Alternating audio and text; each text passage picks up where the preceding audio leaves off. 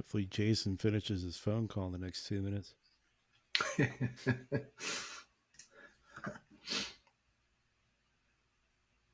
He needs to do the next one live from his RV. He's done that before. Mm-hmm.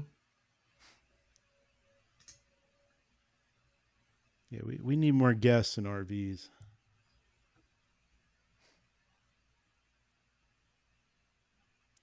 Especially now that Starlink works so well.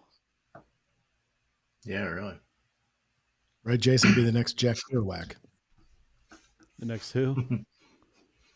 Jack Kerouac on the road. Oh, yes. But he used to do, without Wi-Fi.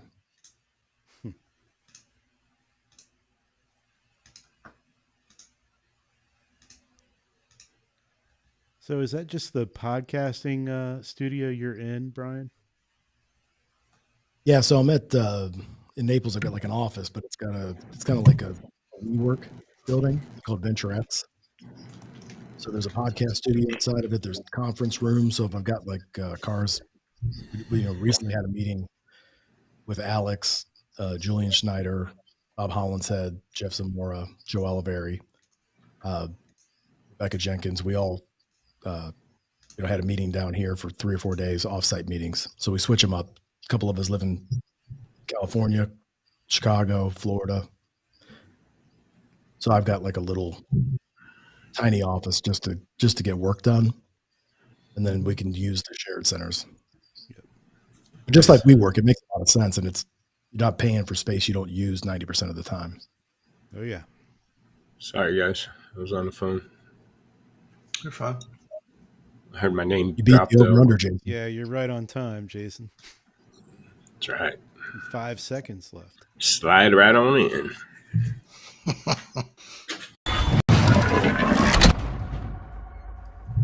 And slid right in. There we go. Well, I don't think either of you need an introduction on Refresh Friday. I hope not. Jason, you're like, I've lost count of how many shows you've been on now. Yeah, it's like every other month. No. This is probably, I think, 4th or 5th. Oh, refreshing. Yeah, yes. Refreshed. Rice refresh. How's LotPop? Yeah. How's LotPop doing real quick? I think we're hitting that stride. I think, it's been, it'll be 10 years in September.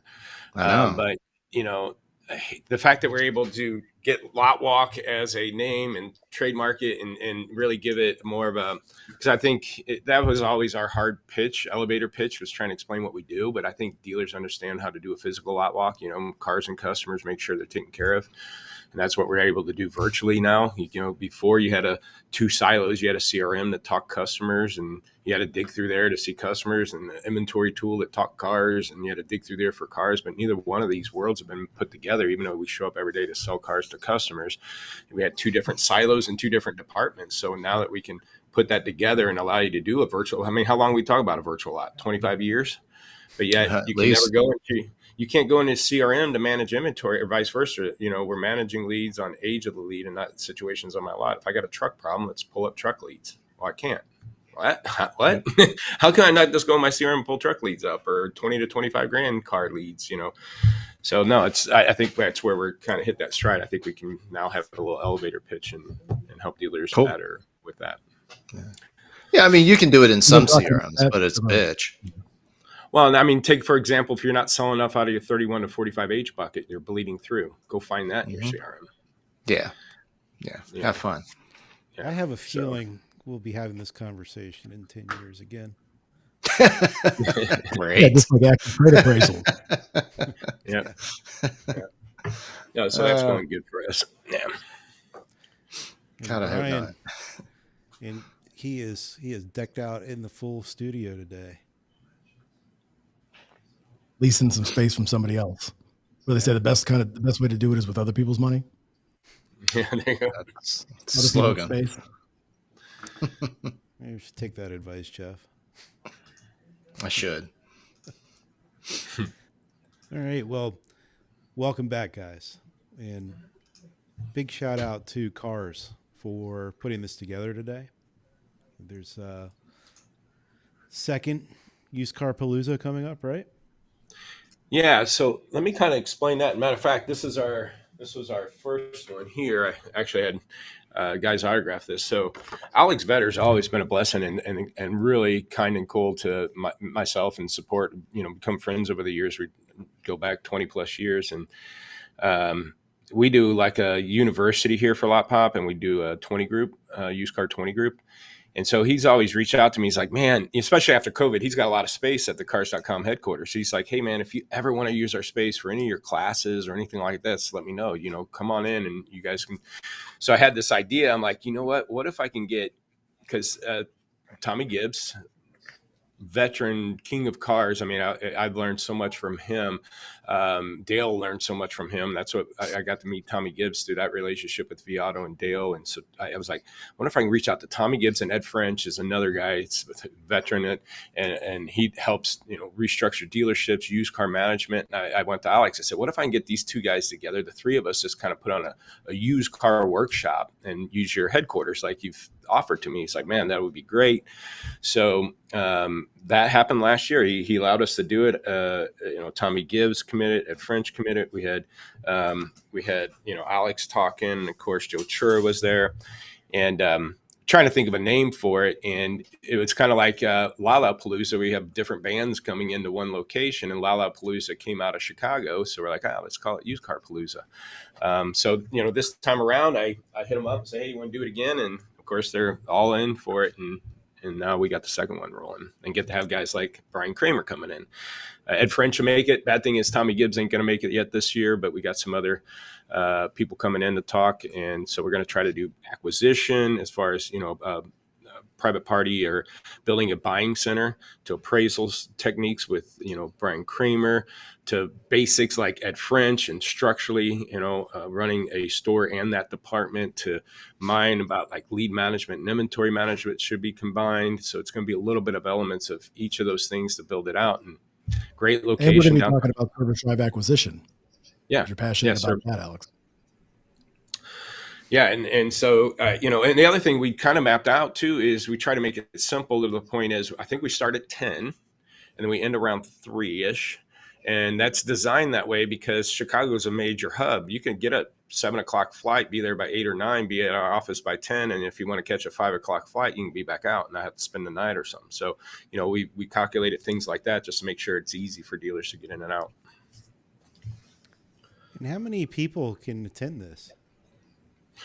So last year we had about 100 total, about 60 plus were dealers. And my understanding, and Brian maybe know more than me, when we were structuring it last year, they said, hey, we got two different places. One can hold about 75 or 100. Another one that actually give us a bigger space if we need it. So, if we only sign up 30, great. If we sign up 100, great. And if we sign up more than that, we can move over here. We've already got 60 RSVPs. Wow. Yeah, 60 so far, RSVPs. Yeah. Nice. Yeah. So, again, being free, hopefully, a lot of people should attend this thing. Yeah, really. I don't know too many places that pull something off like that. At that scale with the people that we're bringing in, we're not asking for vendor pitching money. We're not asking for none of that stuff. It's just, let's get a bunch of people. It's like I said, used car, but it's like Lollapalooza. Let's get a bunch of cool bands together and just riff, right? Let's just have some fun and let's get some education going out there, and, it benefit everybody. And we've got some dealers that are actually, Bert Davidson from Cheddar, who has a buy center that's, partnered up with the Ganley Group, but they're buying the cars through a separate entity to talk about the journey that what he's learned and what he's still learning from that. We've also got Frank Brothers coming up from Peter Boulware Toyota, and they're currently acquiring 100 and something vehicles every single month in a town at 16,000, Wow. doing some really interesting things and appraising 4,000 to 5,000 cars a month off the service drive. Yeah. Wow. Solid. I don't know where. And, are they right. at? Town of 16,000. It doesn't sound right. It doesn't, but they're pulling from a bunch of different areas, but they're appraising 95% of the vehicles physically on their service drive. And they were doing, I think, and Frank would know the numbers better than I do, but I think they were doing 2,500 ROs, a couple of years ago. So it gives dealers a lot more confidence when you've got a process that's that tight to be able to spend more money on driving more ROs and more service drive traffic, knowing that you're going to, instead of trying to drive them through the front door, it's easier to drive them through the side door. For sure. Sure. Yeah, they're already there for a purpose, right? Now you just piggyback off of it. Mm-hmm. It's an easy conversion if you do it right. If you do it right, key part. Yeah. And that's, I think, most of the people I'm running into, most of these dealers, and I just came back from the National Independent Dealers Conference, the NADA for independents. And there's a couple of speakers talking about private party acquisitions and our service drive acquisitions. And it was, one or two of the sessions more talking points. And I heard that one of the dealers came to me, he's like, man, I wish they would just give me the blueprint, just show me how to do this, because it's tough, and trying to figure it out. And so I think dealers are really trying, they're starving for that data or that information. How do I pay? Who do I pay? What do I put in there? Is it a full-time? Is it part-time? Is it a salesperson? Is it somebody that's never had experience? Is it maybe somebody from the BDC that don't like working phones but want to be in front of people so they can meet and greet them there? I mean, that's the stuff I've heard Brian Kramer talk a lot about, and he's learning from hundreds of dealers all over the country structurally what's working and what's not working. So to have the dealer actually doing something that works, plus what Brian Kramer's seeing and stuff like that, I think is going to be huge, because they just need to know the best. I don't want to try this for 6 months and it not work. Well, that's the difference too. Don't try it. You got to implement it. And here's the best way we found it to do it. Where have you found the best candidates for that position? It's kind of stereotypical, but Starbucks, restaurants, hospitality, hotels, so people that are in the customer service business. Mm-hmm. And they don't know any different. They're not trying to sell because they don't even know what selling is for the most part, but they know very quickly how to buy. Mm-hmm. And as everybody on this call knows, it's hard if you're a salesperson to not sell or to not try to go and skip that step in order to go right to the sale. Hey, what if I could get you out of your car and keep your payment the same? And you lose the sincerity, the authenticity of, I just want to buy your vehicle, and seeing that through. And then, okay, we came to terms on that. Now we can go take a look at the second step if you do want to buy another vehicle, which, Alex, you probably know the numbers better than I do, but, I see that 80% or close to it, 78 to 80% buy another vehicle. But if you try to get to that step prematurely, then all of a sudden it's almost like the amygdala in the consumer's brain goes off and like, oh, okay, this is just a pitch. It's like a timeshare deal, and it's not sincere. We had Brian Kramer out. Go ahead. I was going to say the biggest problem we found in it is the dealers forget to thank the customer for being their customer, and just start treating them like a lead or a prospect. And you forget that this is already somebody who's giving you money and wants to come back and give you more money already. Then it you're right. It feels like somebody's trying to flip a timeshare. Yeah. Sorry, Jason. No, I want to piggyback on. Brian can quote himself better, but he came out to our 20 group, and one of the techniques I thought was one of the better ideas is, instead of trying, when we talk about service drive acquisition, I think, Brian, you tell me what exactly you said, but it was something to the effect of, hey, we've already put a number on your car. Is it something you'd be interested in knowing, type scenario, right? Instead of asking if they want an appraisal and stuff like that. So what was that you said? Seemed like a pretty good approach. So we were just walking up to them, and I see this all over the country. People saying, "Hey, we've already got a good idea what your vehicle is worth. Would you be interested in selling it to us?" Mm-hmm. Because you're also, I don't know what the right answer is. I know that a lot of salespeople or a lot of acquisition people will spin through and they're giving out information, which I think they should in an altruistic way. But at the same time, they're like, "Well, I appraised 10 cars today and didn't get anything out of it." I think that it's all when you're running thousands and thousands of repair orders a month, I'm not saying to pre-qualify people, but also don't try to mislead them. And we're just here to pass out a bunch, we can do that easily, obviously, and just pass out trade values.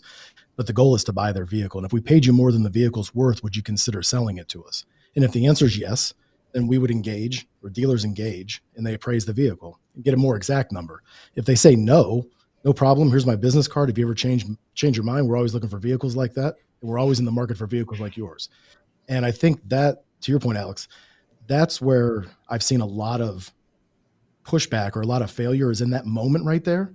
Because when the salespeople start engaging, if you've got a salesperson who is really just paid to sell and not to buy, which goes back to what Jason's talking about with pay plans. But if you have somebody who's just trying to figure that information out so they can sell another car, they're not going to see that through. And then when they say, no, I'm good, I don't need to. Why not? You don't like saving money? What is it about money you're opposed to? And they start going through all these clauses, and then you alienate it, to your point, a perfectly engaged client. Mm-hmm. Probably turn them off. They don't want to come in and get beat up every time they come in. All they want to do is, won't come to service anymore either. Mm-mm. Nope. I just want a cup of coffee while I wait for my car. I don't want to be bugged. Like down here in Florida, there's signs everywhere that says, don't molest the alligators. So we used to say, don't molest the clients. The clients don't want to be, and there's a significant amount of people, we found it was 15% of people were highly interested and would let you appraise their vehicle. And then we, acquire 20% of those. And those numbers are consistent in the I'd say the top 25% of the stores. Where it goes wrong is when you try to maybe appraise 5% and they won't let go. There's so much business there. It's a law of abundance mentality versus a law of scarcity mentality. And if you try to flip every single person, it's a numbers game. And ultimately, at the end of the day, you're trying to help them. If you pay them above market value and get them out of their car and get them into something else that they want. I mean, Alex, you turned me on to this when you were showing me that data that you had about, what percentage of the people wanted to get back in the same vehicle. There's, I see it now everywhere. There's so many people that during the pandemic bought something that wasn't their first choice. They settled, or this is all we have. This is the only color. It doesn't have this option. It doesn't have that option. I look at it as a way to make them whole. Obviously right now there's such a scarcity and a vacuum of used car supply, of low market day supply vehicles. I'm not talking about the ones at the auction that everybody else has already figured out is not the best retail unit, or maybe they're not the best end user for that retail unit. The stuff that sells in 6 days, 8 days, 10 days, that's coming through the service drive. That's the stuff that everybody needs to just, and not try to hit home runs, just try to hit doubles and singles, doubles, and triples. Yeah. Unfortunately, I think the days of home runs are behind us now, at least for certain brands. Some can still do it. Yeah. Well, to go back to this supply metrics, and this is where I think the service drive acquisition is so important.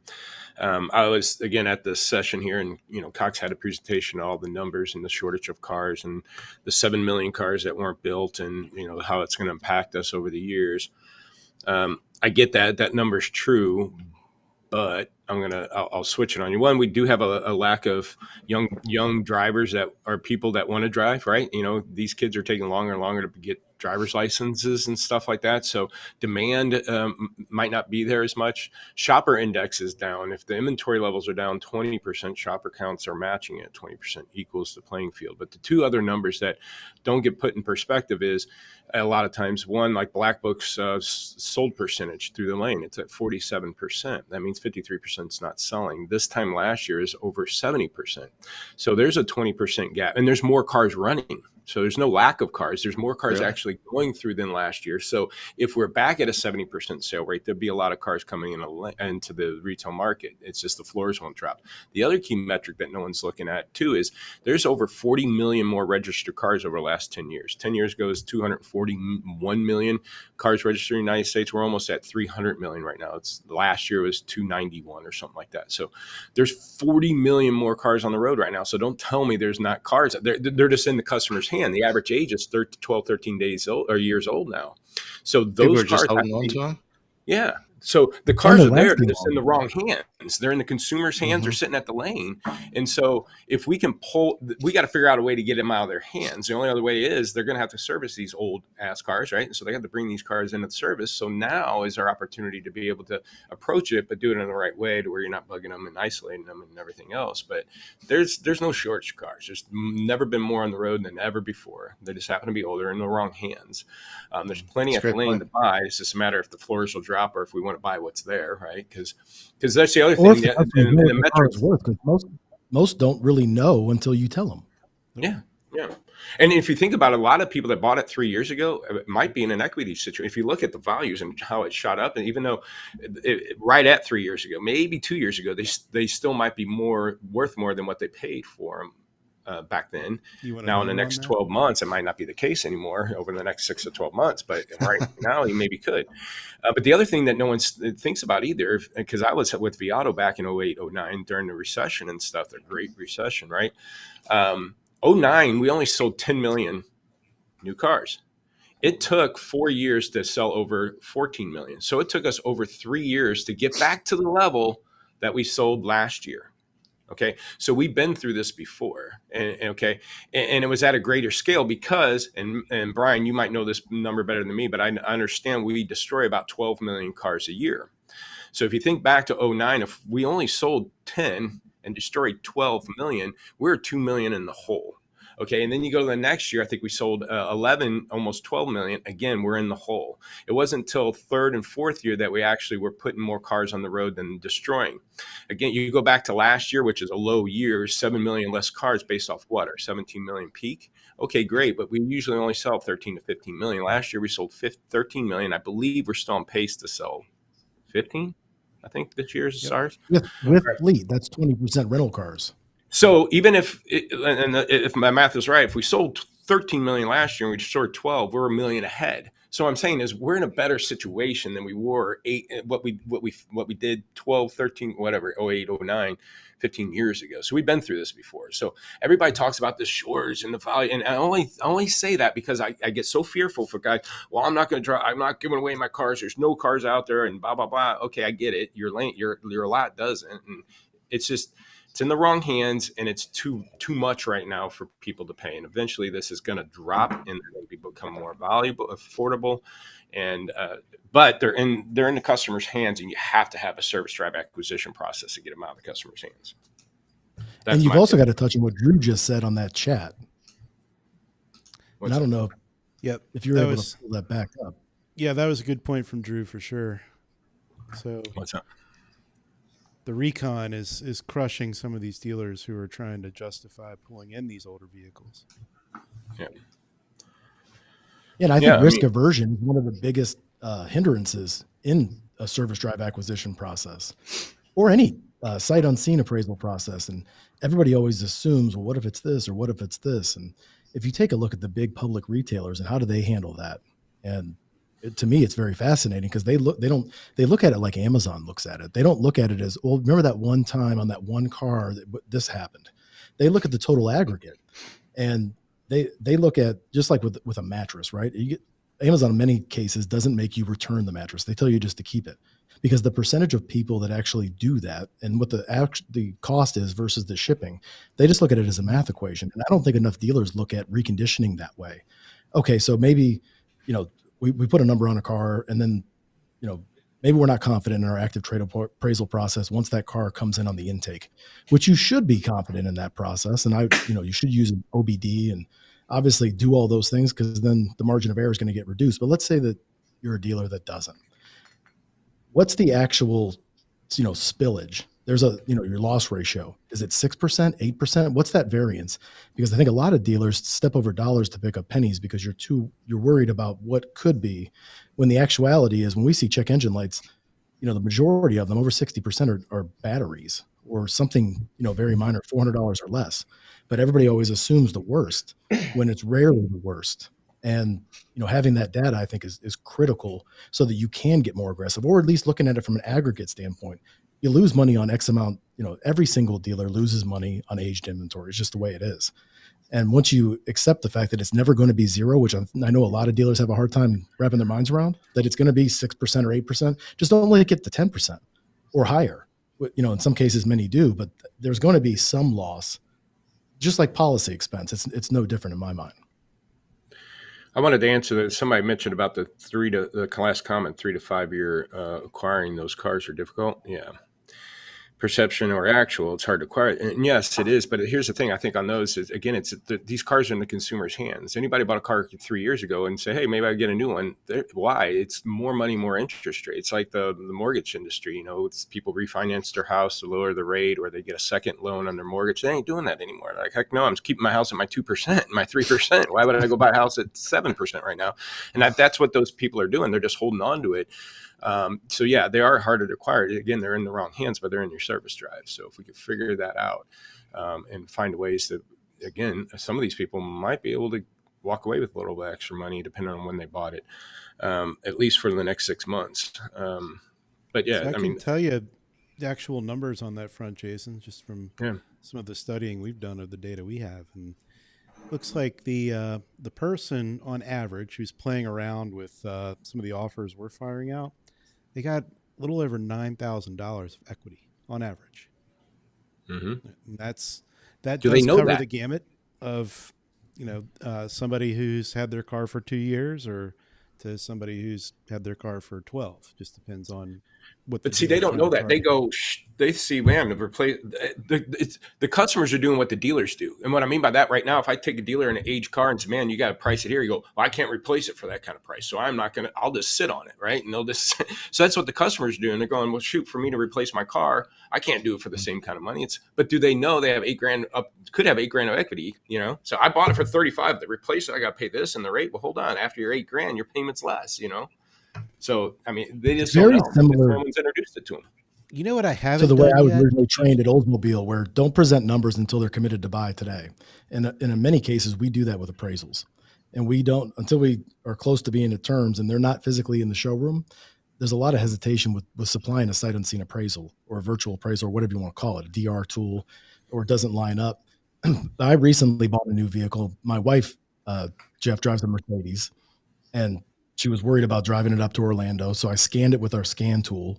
But in order with AccuTrade to see what the DTC code is, you got to look at the appraisal. So she's looking at what it's worth. I'm looking at the thing saying it's just a speed sensor. And she speeds anyway, so it's not really going to affect anything. She starts figuring out how much she owes on that car. She's got a GLE 53, and it's the end of the quarter. And I guess there's these C3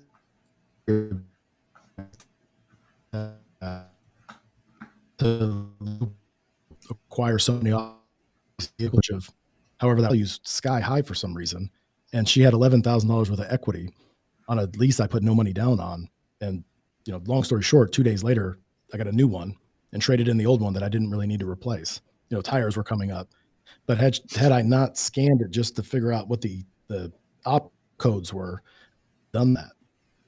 That's what I need to look at next. How many of these people with, what was their recent service expenditure? So let me get that average dollar amount. So were they spending $300 on average and they have $9,000 of equity, or are they spending $1,500 on average and have that? So that could be a good piece of data. I'll look into that one. Yeah.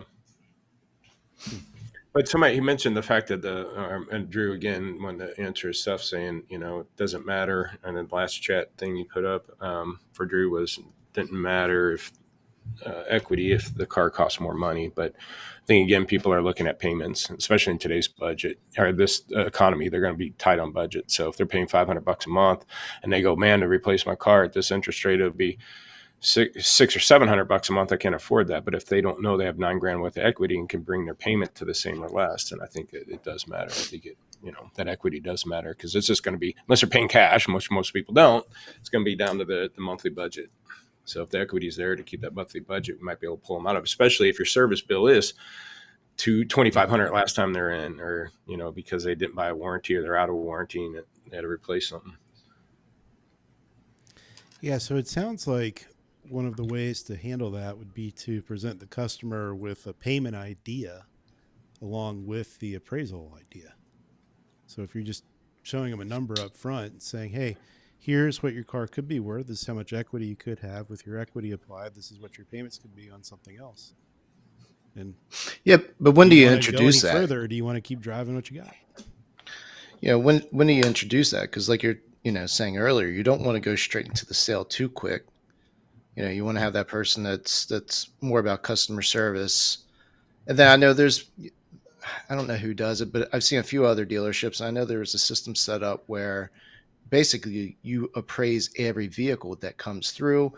If the customer isn't there, you print it off, you put it on the dash. Do you guys still recommend a process like that? We're working with Hunter alignment racks to be able to automate that, to populate a bunch of the elements of the appraisal, just to make it that much more accurate, not just for that day, but also to call them back a week, a month, 3 months later, because I don't think that it's an event. It's obviously the percentage is significantly higher when they're in the showroom, but the follow-up that comes after that, or just piquing the client's interest. I think the most beautiful thing is that when you're going on offense and providing that information, they're calling back that acquisition person or that salesperson, that dealer, instead of another public entity that happens to buy a lot of cars, $1.5 million a year, or 750,000 a year, that are gobbling up the 15 million used cars that are available to acquire from consumers and getting their unfair share, or all the public new car retailers that are doing a really, really good job and getting better and better every single week. I think that's really the competition. And if you're not doing that, so yes, Jeff, the answer, I would go on offense and do all that. It reminds me of not presenting numbers to people that weren't ready on pencils back in the 90s when I first got in the business, and it was crazy. Now there's digital retail tools that do it. It's just commonplace. You wouldn't really think about it. I think trade should be looked at the same way. So Alex, I think you're onto something, and I don't. So you got things like Auto Alert, or those mining data tools, like that will. When you talk about the service expenditures and stuff, I don't think any of that's equated in there, and that might be a new business idea here. Like I said, if you know somebody's paying $500 a month, their payoffs here, and then you try to match them up, right? But what if you have their service history and they spent $2,000 or $2,400 in the last 2 years? You divide that up and go, okay, that's another $100 a month. So technically, yeah, you're paying $580 a month, Mister, but you're actually paying $680 a month based on your service records. So. And then you can slide in another car that's under warranty, that kind of scenario. So I don't know. I mean, any of these equity mining tools should be also pulling from their service records and be able to divide that up into that equation too, and say, yeah, your payment's only $400 a month, but you spent over $4,000 in the last 2.5 years. That's another $150 a month. You're technically paying $500. I can get you in this truck for $425, right? If you trade out of it now. And it's to Jeff's point, when do you introduce that other vehicle? To Jeff's point, when do you introduce that other vehicle? And Alex has data that I've seen that says that 87% want something other than what they purchased.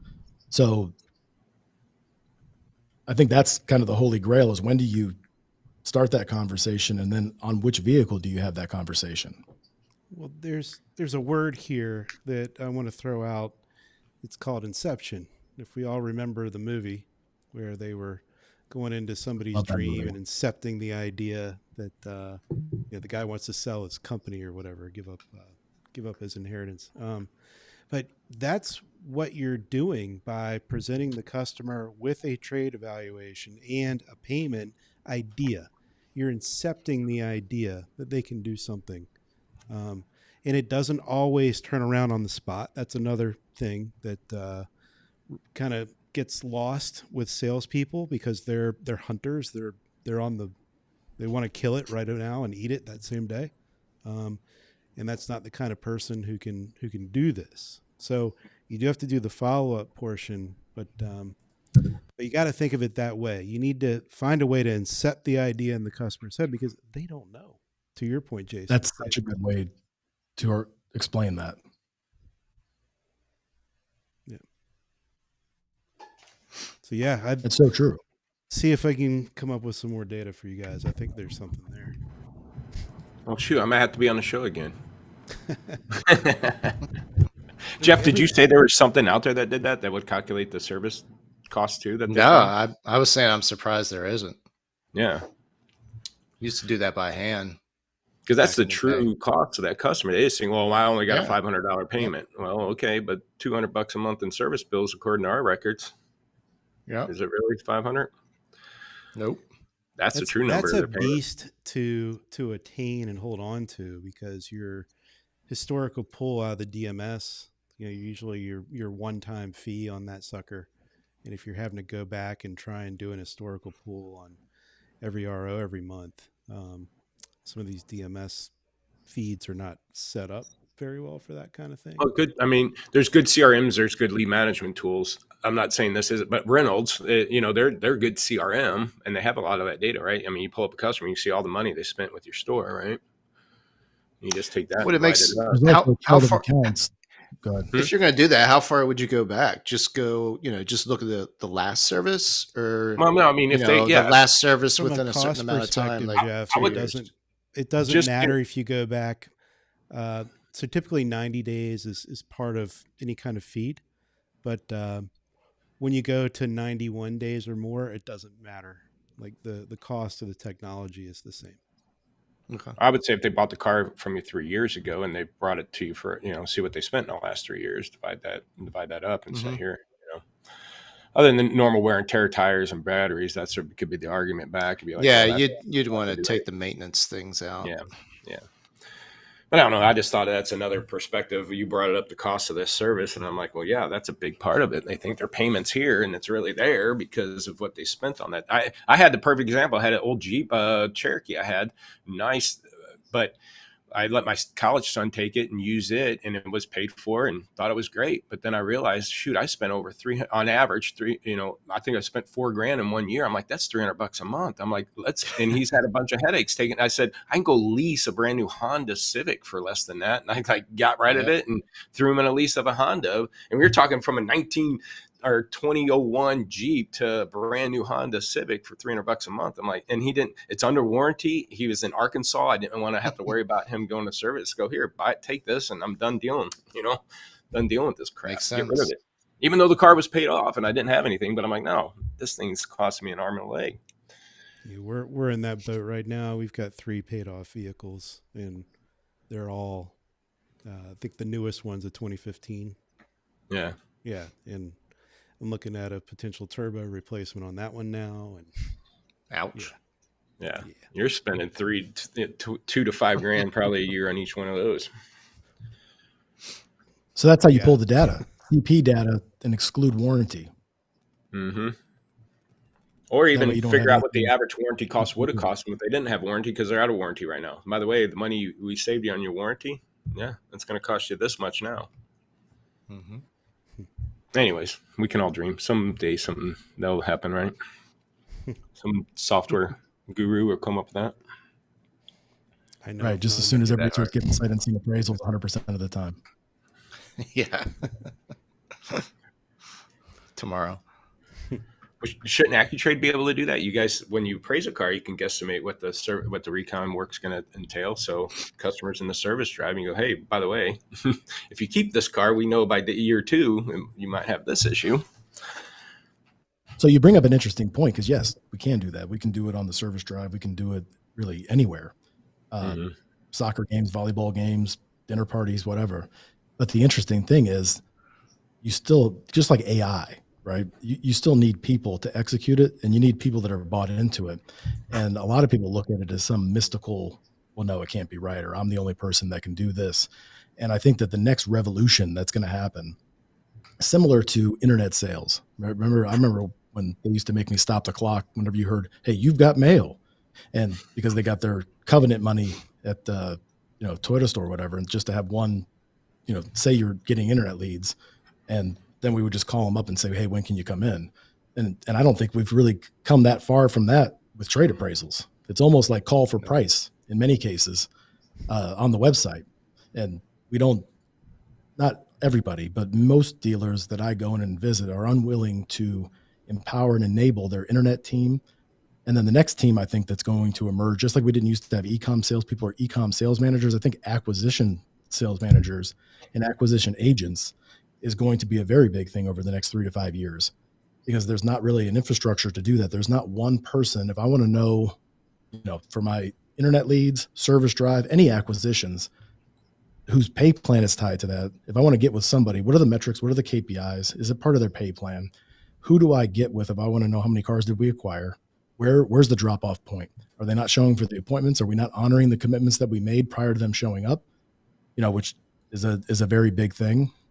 Do we not agree with what the sight unseen appraisal number was from the software, which is guaranteed, by the way? Why did we not honor it? Is it just a belief system? Is it just a bias? Or is it actually data-based and logical at the end of the day? And there's a certain, just like we said before, there's a certain variance of error or margin of error. And I think there's that risk aversion is the number one killer of why people don't just empower their people. And to your question earlier, Jeff, I found that we were more efficient with people that were coming from restaurants and hotels, hospitality, than we were with our seasoned veterans. Not because the seasoned veterans were bad. They're insanely talented. It's because they get distracted. And a used car manager in today's world has to do like 30 things a day, all simultaneously. And everybody relies on that person to do everything, confirm appointments, call no-shows, go out and appraise every single car, touch every single tire, check for paintwork, do all those things. I believe 80% of that can be done by anyone. And then the 20% of that is just inspecting to make sure that they're good. And then coaching, developing, leading, and promoting.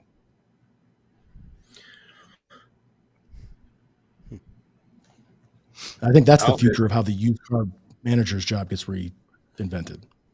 yeah. Try not to say something derogatory on that one. I want to circle back, Brian. I want to ask something because I just thought about this too, about that But you're right. full transparency with the consumer.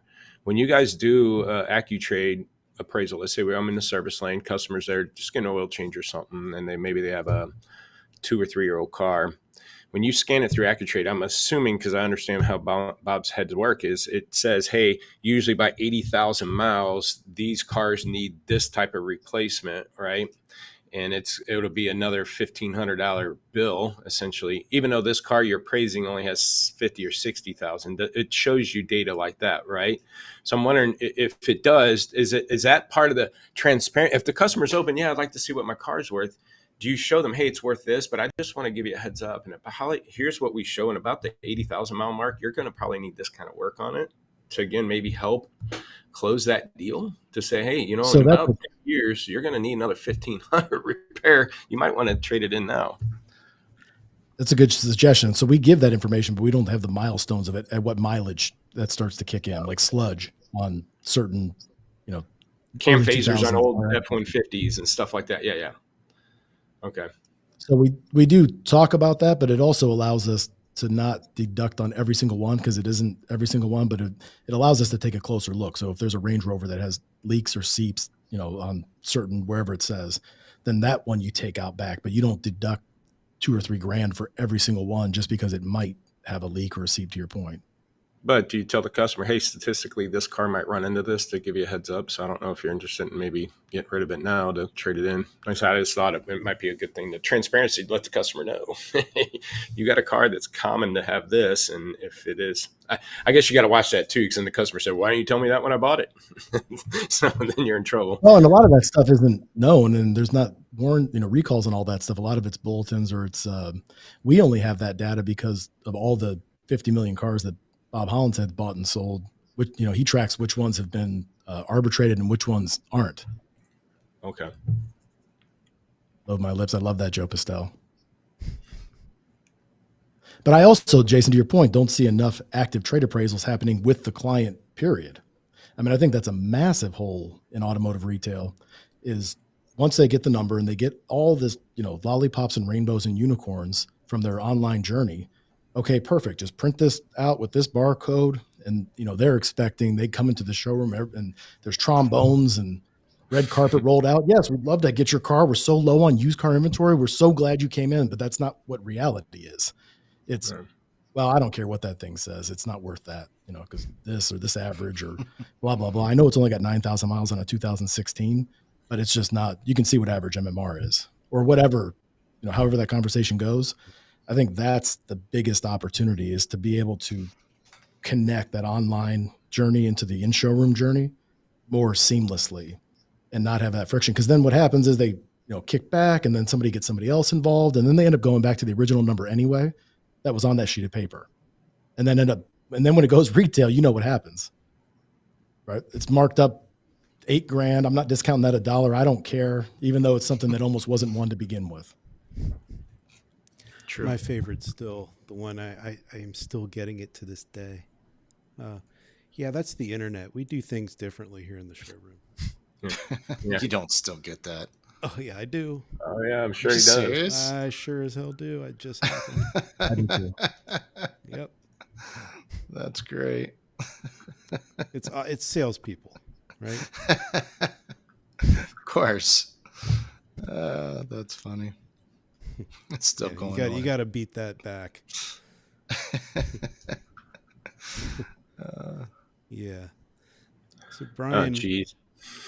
Joe. You always go, why do we still have the same conversations all the time? It's like, oh yeah, that's why. Joe picking on me. It's that good. No, we can do with that watch. Over the air updates is what we're working on now, is trying to diagnose vehicles via connected car. Oh, nice.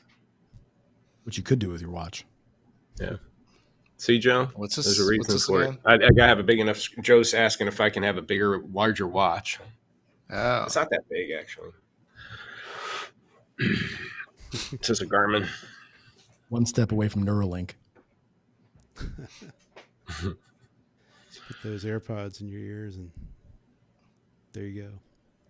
Hey, in the comments, guest chat, I put we have ucpalooza.com. So UC for used car palooza. Some people don't know how to spell palooza. I didn't either for the longest time. There's a link in there if you guys want to throw that up for people to sign up for that, the used car palooza. Glad you pointed that out. Yeah. Yeah, I'll get that added to the forums as well. Okay, no problem.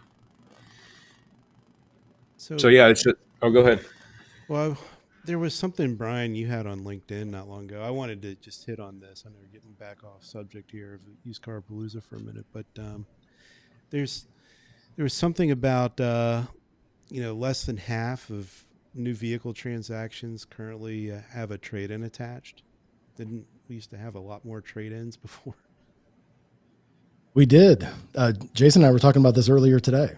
Yeah, so the number's down to 47%, but it dips down into 43%. And as I travel around the country, and it's geographic, which is very fascinating to me because how in different major metros and different parts of the country, there's the used to new ratio, it fluctuates vastly. But there's some major metro markets that are real strong new car markets where I see that number in the 20s on average. Or if CarMax has a really strong presence, or there's other factors, if there's a weak auction in certain parts of the country.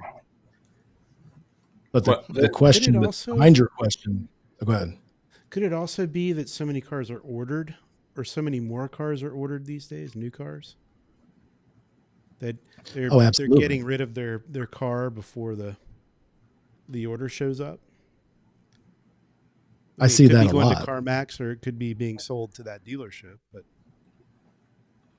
one that I didn't, and I'll chime in too. What I didn't realize is there is just almost, and Brian, you know the exact numbers. I think it's 18 million and 20 million, or maybe it's 18 and 22 million about private party sales, right? I mean, it's almost half of what used cars get sold in the market's private parties. I think the internet's made it so much easier for people to sell their own cars that they're just not trading them in. And what is the number, like 18 million private party, 22 million are sold through dealers for 40 million used cars, something like that?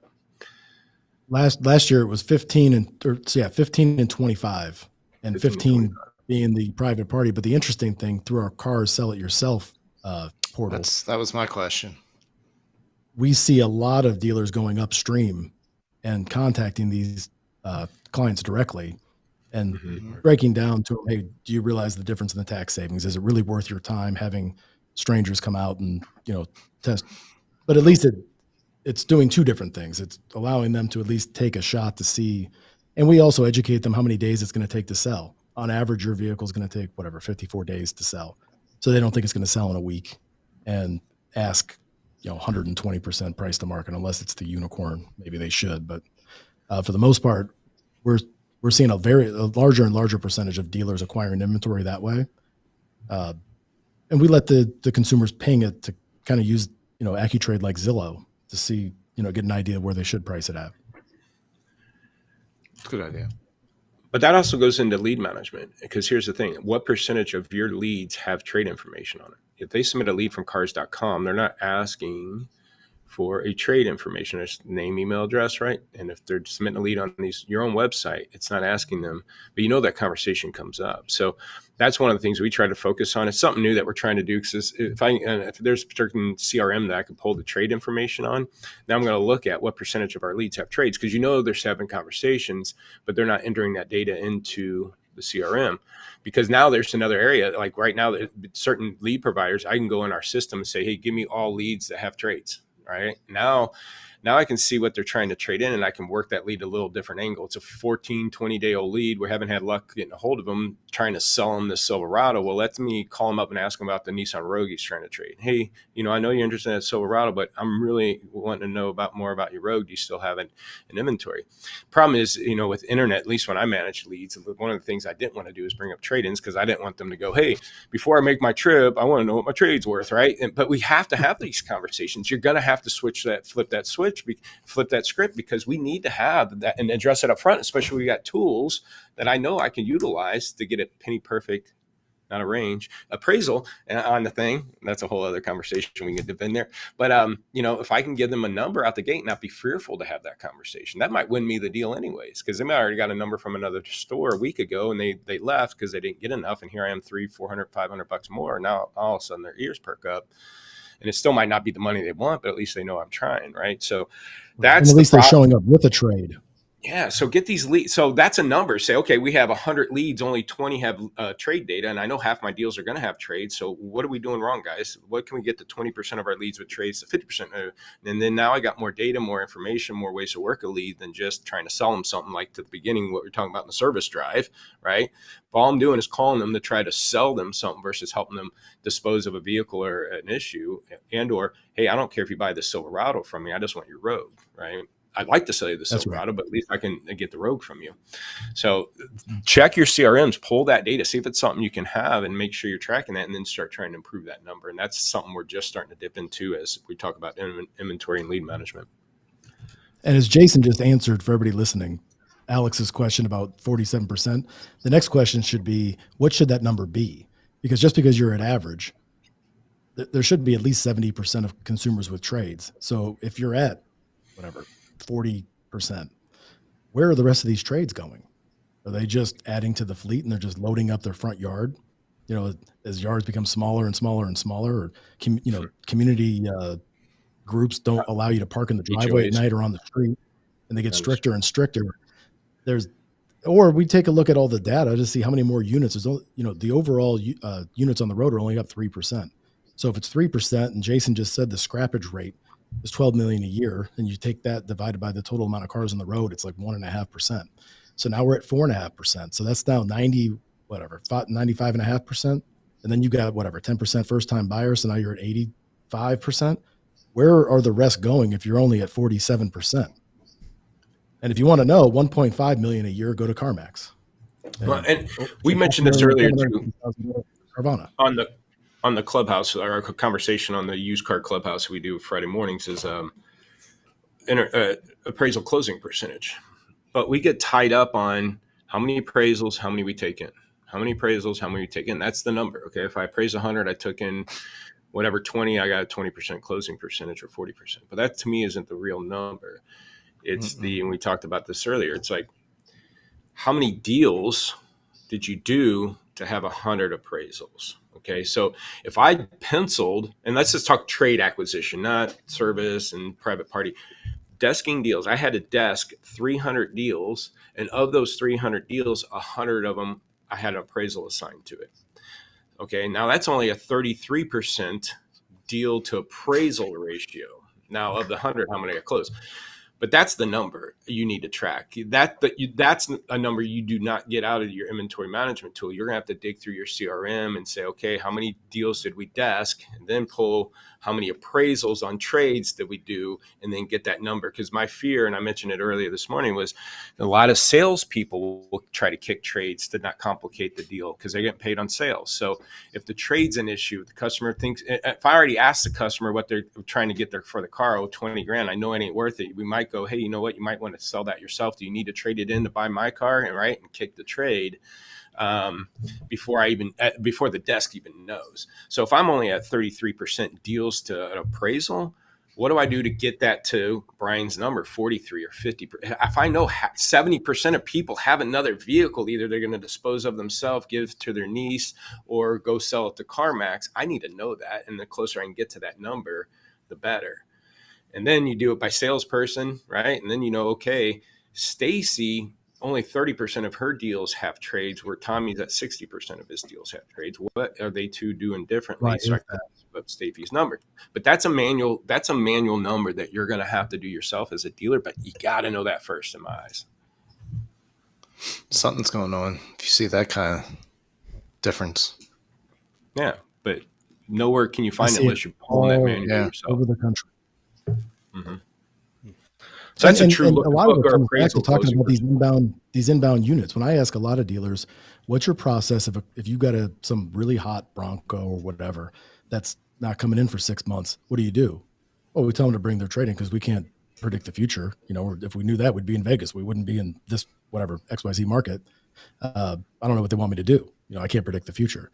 when in actuality, somebody's giving that to them, right? Like we will send them a link and they can keep refreshing it. My cousin, refreshed it 53 times while his Tundra was coming in. But the interesting thing is that he didn't shop me versus other, large, used car aggregators like he did in the past. Why? Because I gave him something to be able to get information. And as it started dropping, he's like, what should I do? I'm like, well, you really got a couple options. You can sell it right now at the peak, but then you got to rent a car. Well, how much is that going to be? I don't know. Take a look at it on a monthly basis. It was like $800 a month. He goes, okay, so, well, it's not going to depreciate more than that. And he had to go through that self-guided discovery. Mm-hmm. But if you're not supplying that or you're not controlling that narrative, somebody else is. And there's plenty of other companies that have a website journey that walk the client through that journey. But I think that all dealers should be controlling that narrative, not just through CRM follow-up, but also through their retargeting and everything else that goes along with it, or at least have some sort of option so the client can scratch that itch or they don't bounce and go to XYZ website. Well, that's a good point. Mm-hmm. Got to scratch that itch. And most people don't want to give them a number until, the majority of the dealers that I talk to, I'm talking really successful dealers, don't want to give a number until the vehicle actually arrives. And that's not what the consumers want. They want to do all their research. And at that point, it's not upper funnel research, it's bottom funnel research. And they're going to at least have an idea before that new car comes in. Hey, what's my car worth? So I think that we really need as an industry to embrace and run towards sight unseen appraisals, driveway appraisals. It's one of those things like Jason was saying, you never wanted to touch it. It's a taboo topic. But if you don't, and the dealers that I talk to, they go, well, hey, we get all the appointments in. Right. But you see right here, you got them in, they had a trade. And that's to reiterate what Jason's saying about trades, there's two different phases to this. There's when they initially submitted the lead and then when they actually closed the deal. So did that trade drop? And what's that number? What's that percentage rate? And when you see what that drop rate is, that's a terrifying thing in many situations. And that goes back to my point earlier. If you did 100 appraisals, you brought in 30 or to 30% look the book. Well, in reality, when you did 300 pencils to get 100 appraisals, so I'd take the 300 or the 30 against the 300. Now you had a 10% deal to trade closing percentage, not appraisal to trade closing percentage. How many deals to my trade closing percentage? Because that's a number I need to increase. Mm-hmm. I have control of that, at least a little bit more control of that. Meaning I'm going to retrain my assuming you want to have some more used cars on your lot that are coming from retail. Yeah. And nobody wants that, though. Yeah. I do have some guys that are scared and running really thin right now, and they should be buying more, but yeah. That's us. I even talked to a small independent, and he goes, I have, did he say four cars on his lot ready for sale, but he's selling 18. He's got 11, but so 4. He usually would have 25 to 30 cars. And I said, you know what, though? I go, the fact, and he might have 25 selling 18. Now he's got 4 selling 18. I said, I actually think you're good. I said, I bet you give it another couple months like that, and come August, September, October, you might be able to buy a bunch of cars pretty damn cheap and be able to price them for get back to your 25 on your lot. And you'll probably be able to price them, beating the other guy by $1,000, and you're making $1,500 and he's losing $2,000. So, I think you position yourself pretty lean to be able to be a buyer in that down market. Just a tough time of year to take those kind of risks. Mm-hmm. Well, he's such a small independent dealer. He has to buy cars somewhere, right? He's not going to trade. So he's not have a service drive. So, I think it comes down to data too, because most valuation tools look at market day supply, and that's like the litmus test of the barometer of what a car is worth. That's a lag measure looking through the rear view mirror. We're also looking through the windshield with days on market. And sometimes you can see some vast fluctuations, and it allows us to see around corners a week or two, ahead of time. Like the Tesla crash, we saw that coming, I had dealers, screaming about how we were, $10,000, $15,000 below MMR, and we were, missing the boat. And I remember I called Bob Hollinshead, and he said, well, if you look at half the picture, yeah, that's what you'll see. But let's take a look at the other half. And he goes, it's like seeing a tsunami off in the distance, 232 days on market. What do you think's going to happen? The bubble's going to pop. He goes, you're only looking at the market day supply. I'm like, oh, wow.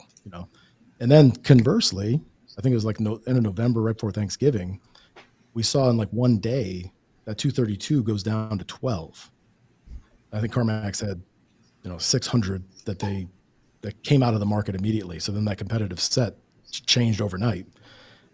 He's buying, we're all of a sudden we're way higher than Manheim. Then we get the same complaints, right? What are you doing? Why are you $4,000, $5,000 higher than Manheim? But it's that metric. And I think that whoever has the most data, that's the competitive advantage these days, especially as AI and all this other stuff starts to kick in.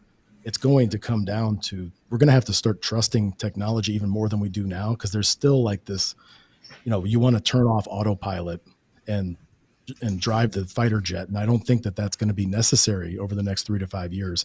I think it's going to come down to the stuff that Jason talks about. What's going on with this lead? Have we followed up with it? What's your inbound lead flow journey look like? Where are these friction points? Where are they bouncing? And being more diagnostic instead of reactive. Yeah, that's a really good point. And I think that's a really good piece of advice to end on, by the way, Brian. Yeah. It's definitely start, well, you got to find the right technologies and then be able to trust them. Yeah.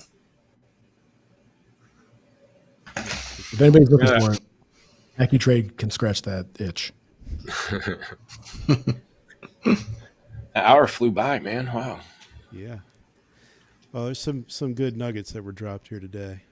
So Sure. thank you guys for doing that and bringing your brains every time. Yeah. So again, I mean, think of that. We're going to be pretty much a whole day event of just topics like this to other best practices, just fundamentals to lead management with the used car management. It's going to be a good used Carpalooza. So you say you've got 65 RSVPs already? Mm-hmm. Okay. 60, but that's before the show. Okay. Yeah. And I think we got a big push a week or two prior to the event, because there are a lot of local dealers who can make this, get in a car and drive for 2 hours and get there. So because a lot of their cars.com field reps, they're talking to their accounts that are local. Hey, come on in. It'd be a great event. So the sooner the better. That way we we're know. Going to pull back the curtain on some of our data. Jason will pull back the curtain on some of his data. Hear from dealers that are, on the front lines, making it happen, acquiring Bert Davidson's acquiring 100 cars a month in Youngstown, Ohio, which is not a major metro market, and buying them frictionlessly. He's retailing his entire inventory every single month within 30 days. So nothing ever is older than 30 days old. And I answered my own question. I was asking him, I go, what's the secret to that? And he goes, well, you already know the secret to that. And wasn't even thinking that far ahead. He goes, I only acquire low market day supply, high scarcity, high demand index vehicles. And when you have that, they don't age because everybody fights over them. You got multiple leads on them. The key is not, acquiring cars. It's acquiring those cars, because then you don't have to think about aging because they just sell. And whoever has the most desirable inventory wins. Sure does. Or the best follow-up. Yeah. True. Those are just a couple of things we're going to talk about at Used Carpalooza. Yeah, I mean, again, a little hint. If somebody wants a blue F-150, they submit a lead on one, and then but there's a red one too that's similar, and they kind of reach out on that too, but they want the blue one. Well, if the dealer with the blue one doesn't follow up and the one with the red does and go out of their way to earn their business, the guy buys red and all of a sudden the blue, because the market data looks like the blue sucks and it doesn't sell. And so, well, no, the dealer just never followed up with the customer, so the red's selling. So there's a lot of people element to how fast their cars are moving in the market too, because the customer, to your point, Brian, a lot of people bought their second or third choices, but some people are doing that now just because somebody helped them make it their purchase price easier. I wanted the black, but I bought the smoke gray, or whatever, because that's who followed up with me and I got a good deal and they feel good about it. So a lot of this, market turn rate, day supply stuff is impacted by your process internally and lead management stuff too. Yep. People always sell cars. Technology just helps make it more efficient, right? Yep. Well, thanks for having us on. It's ucpalooza.com, right? Yeah, Yes. We'll get a link to it over in the forums as well. I mean, there's an Eventbrite domain that they created for this thing, but we bought ucpalooza.com. Just pointed it right to it. I think it makes it easier for you guys to find it. But yeah, UC Palooza. And what day is it? July 11th. Okay.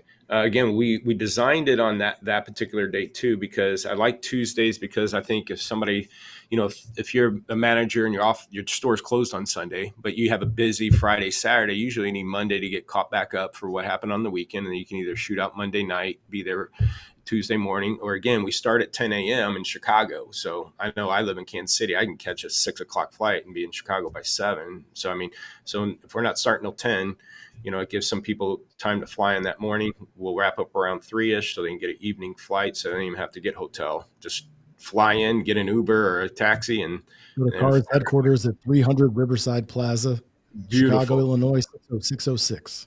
You look across the city and there's the river and the bridges and everything. It's so cool down there. I would say the river, the lake. Is that the lake water running through there or the river?